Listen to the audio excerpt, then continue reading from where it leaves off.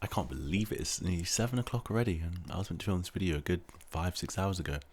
Just one of them days where you just want to chill, relax, and just not do too much. But we're here now, so yo, what's going on, guys? Hope you're doing well. A couple of days ago, I was watching the movie Venom, and if you're like me, you're really into cinematography, lighting, and just general the whole cinema realm, then if you're watching a good film, you get drawn into it. You don't think about any of the things you usually would think about on a bad film, where you're thinking about the lighting, or you think about and you actually notice all of the cinematography in the film. So while I was watching Venom, for most of the film, I didn't actually think about any of that until this scene came up, and it just sparked the idea and just made me realize how common it is in Hollywood films for them to light scenes this way. Now, you see it pretty much every single time just because it looks good and it helps draw you into the story because it's realistic, but it's not quite realistic, it's hyper realistic. So looking at this scene, for example, he's being lit here on the side of his face through this shop window. Now that shop window in real life, yes, would be providing light, but wouldn't necessarily be providing a strong enough light to be a key light source like it has here. But they're using that shop light as motivation. So this scene here has a motivated light source because they're lighting him with probably, I don't know, a load of airy sky panels or whatever airy lamps they're using, blasting that on him, but he's not actually being lit by what it seems like he is being lit by, which is the shop window. So the shop window here is motivating the light to shine onto him, and that's what we're going to talk about today, is just motivating light sources. Okay. Hands up if you feel me now. If you know what The I'm reason why talking most about. of these EPs light this way, as I said, is just to make it more realistic and to really draw you into the story, to think, oh, if you were there, where would the light be coming from? Because the opposite of that is having a scene that is lit. You still ain't shit. Sip a little some bitch, get a little lit, just might go. No, I don't mean that type of lit. Lit as in it's from an external light source.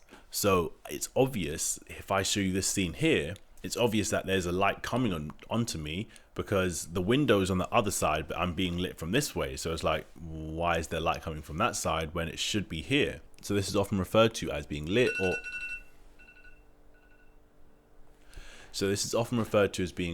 too sourcey, because you can see that the light source is coming from an external place. Now, how do we get a motivated scene? Well, simply just have a source, a real life source for the light to come from. It's not actually coming from there, but it looks like it is.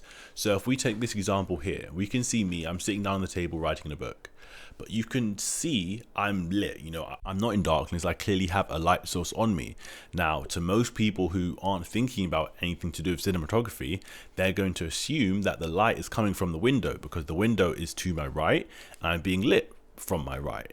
But there's actually a big ass softbox right in my face providing that light coming onto me, because the window isn't actually enough to light me as well as be able to see out the window. So it needs to be added with an external light source. In this case, it is my Forza 300. And that's the exact same thing they do on pretty much every single big budget Hollywood film, just creating light sources from motivation.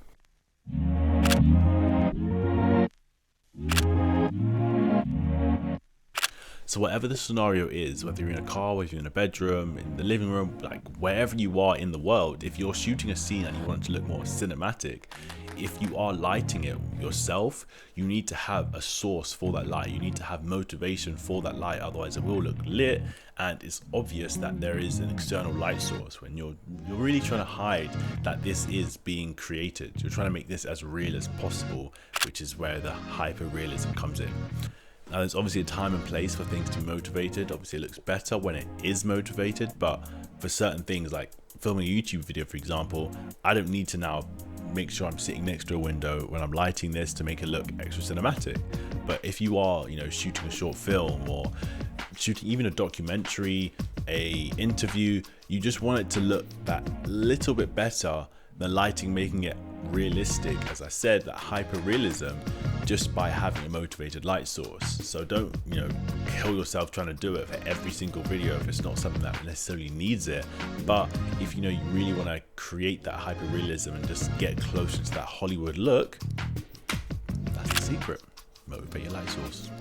So if you have learned something from this video, got a laugh or a light bulb moment, I'd really appreciate if you would drop a like down below. And if you're feeling extra nice, you could hit that subscribe button. With that being said, I will catch you in the next one. See ya. If you feel me